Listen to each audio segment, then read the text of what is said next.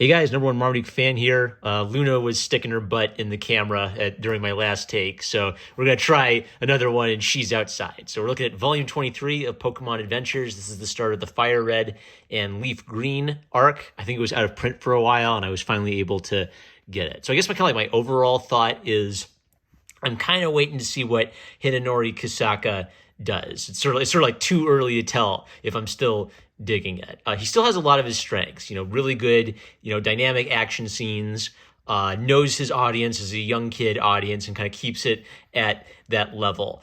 And he's building off of things he did in previous story arcs.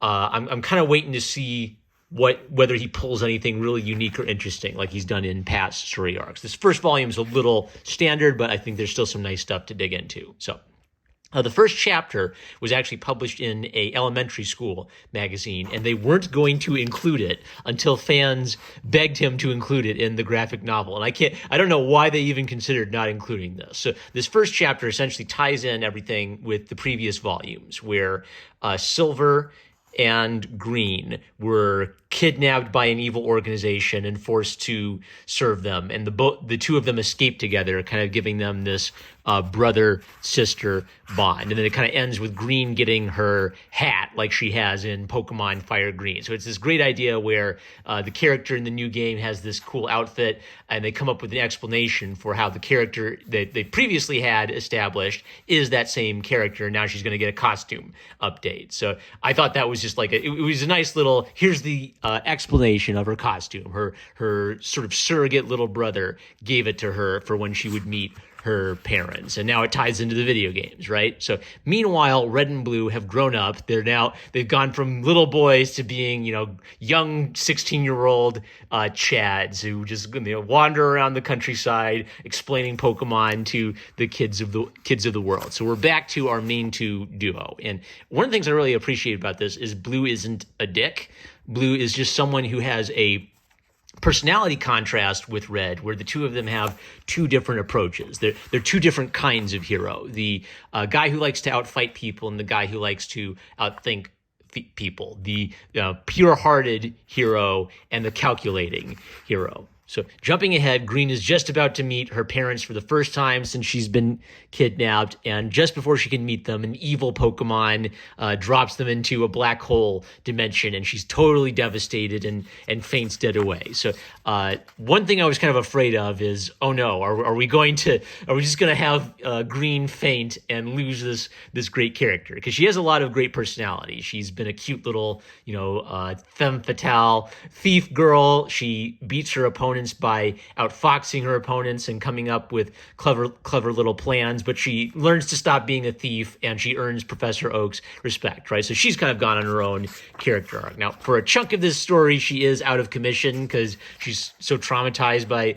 this experience, but she does bounce back and get back on her feet. So while Green is out of commission, Red and Blue are on their own, and they feel bad for their friends, so they've got to do whatever it takes to help her. And so, of course, what that means is they meet a mysterious old lady who is a master of special moves, and she's going to teach them ultra-powerful moves to help them fight this mysterious new Pokemon that has shown up and is so fast that people can barely see it. I also kind of like the angle that she binds the two of them, because at first she's just like a kooky old lady and they want to ignore her. So it's a little bit like Sung Wukong getting the crown around his head so that the monk Trimpataka can control him. So she basically kidnaps them to send them on a training arc and increase their power.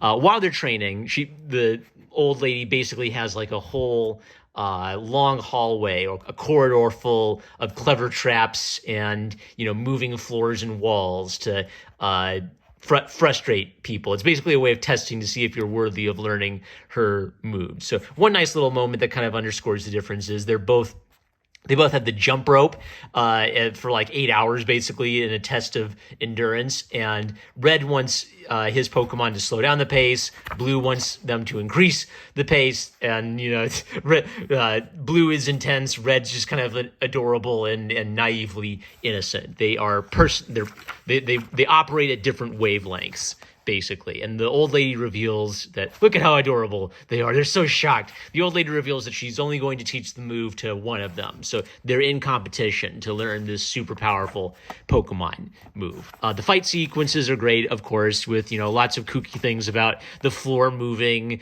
and they have to use the fact that the floor is moving to gain a strategic advantage. I like how Pikachu, by the way, isn't overused. Sort of like Pikachu is used a little bit, so Pikachu is really cool, but Pikachu isn't the main character like Pikachu is in the anime. So Pikachu gets in a really good hit on Machamp, but they tie. They get a total tie, and so the old lady determines that that's good enough. You both are worthy because you are of equal strength to one another. So that's how they get out of that little plot situation. So Giovanni returns. The last time we met Giovanni was in Pokemon Yellow, where he showed up as a villain who has become a temporary ally. He was willing to help the heroes save the world, but he wasn't really willing to stick his own neck out.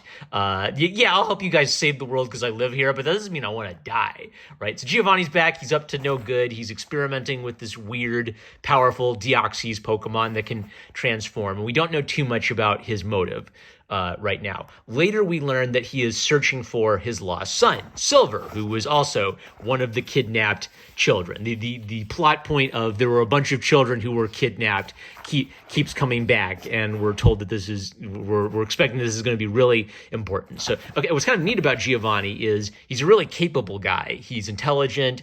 He's a good trainer, but he's a villain who has his own agenda, meaning that he's not a serial killer running around killing people. Sometimes he'll aid the side of right, but only when it's in his interest to do so. And he has a good motivation, but now I gotta find my lost son. But he's clearly the one responsible for this evil Pokemon running around causing trouble. So I thought this was kind of nice because it's just another personality underscore. When the old lady offers to teach them both the moves, Red's the one who remembers, oh yeah, we should bow to her because that's a polite thing to do, and forces Blue's head down. So Red's sort of the more polite of the young men. As they're preparing to fight Team Rocket's bad guys, Lorela of the Elite Four shows up, and she's another character who kind of plays between the world of light and dark. In the universe of this manga, the Elite Four were villains who tried to destroy the world, and Lorela worked for them partially because she had her own agenda. I think she lost a family member to the Mask of Ice, so she joined the Elite Four, hoping to gain information on the Mask of Ice and find her family member. So she turned on the Elite Four and joined the good guys when that whole fight was going down. So she's going to help them face off with Team Rocket's bad guys as Green is in the hospital recovering. They've got to beat a midget old man with goofy faces, an androgynous Thought, and Frankenstein with no nose. Those are our villains, and their brilliant plan is to threaten to destroy the 7 islands if the islanders don't turn over these 3 kids to them. So they got to turn the ordinary citizens of the island against our heroes.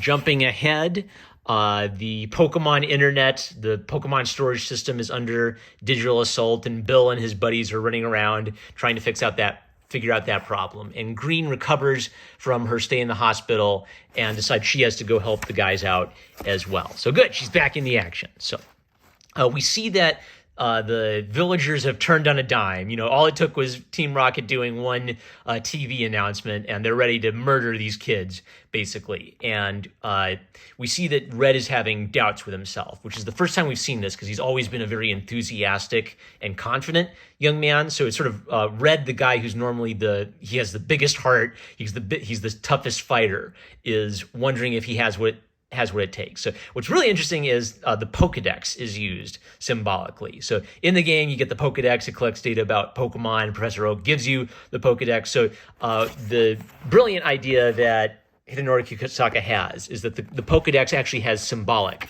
significance. Not just anyone gets a Pokedex. Only incredible young trainers get the Pokedex. And it's a brilliant old man who's giving them. It's sort of like Professor Oak, the old Chad, is giving the younger generation this responsibility and this mission to go out and explore the world and learn all about Pokemon. And your Pokedex is the symbol of that mission. So when he calls them and asks for the Pokedex back, it's sort of like he's taking their mission away from them and they don't know why. So losing his Pokedex for Red is sort of like losing his mission or losing that vote of confidence he got from an older father figure telling him, I've got a special purpose for you. So Bill says, no, you don't get it. This guy's a special kid. Professor Oak gave him a Pokedex. Oh yeah, show us the Pokedex. I don't have the Pokedex anymore. I'm lost and alone in the Valley of Darkness.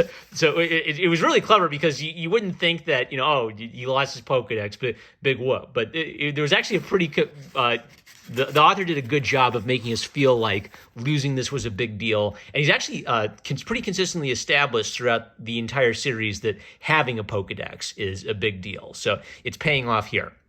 I highlighted this because this is just like a cool example of comics composition. So these panels are read first, and then you're supposed to read this panel and then come down here. Now, an easy mix-up would be coming down here and then going straight to this panel and moving that way.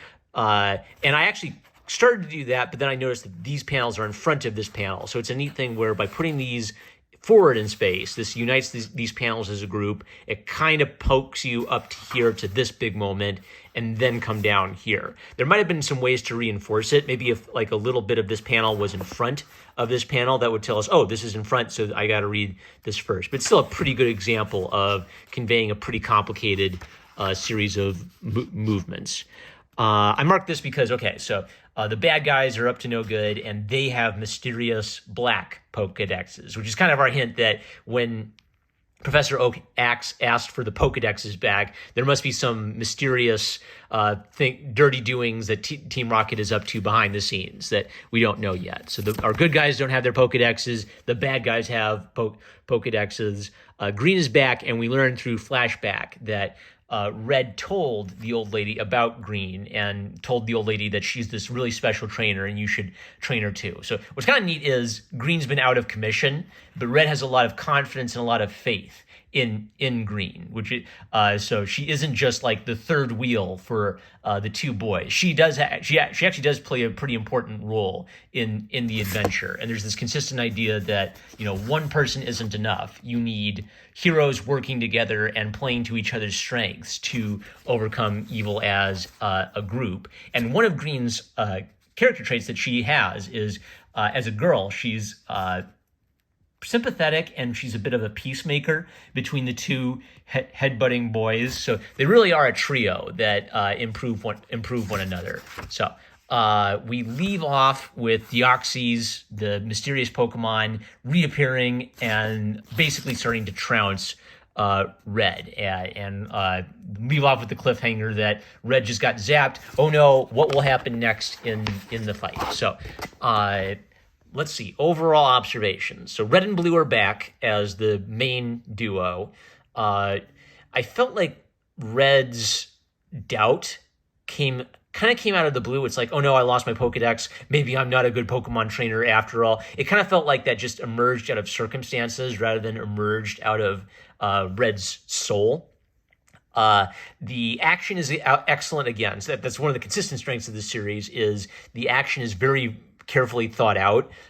Strategy is thought out to the point that where, when a character like Blue does something smart, it feels like an actual smart bit of strategy, right? But it's all targeted at a sort of 10 to 12-year-old audience. So it's not needlessly complex. It's just complex enough to reward a kid who's a Pokemon fan with semi-realistic Pokemon battles that aren't overly reliant on the video game. So one consistent strength.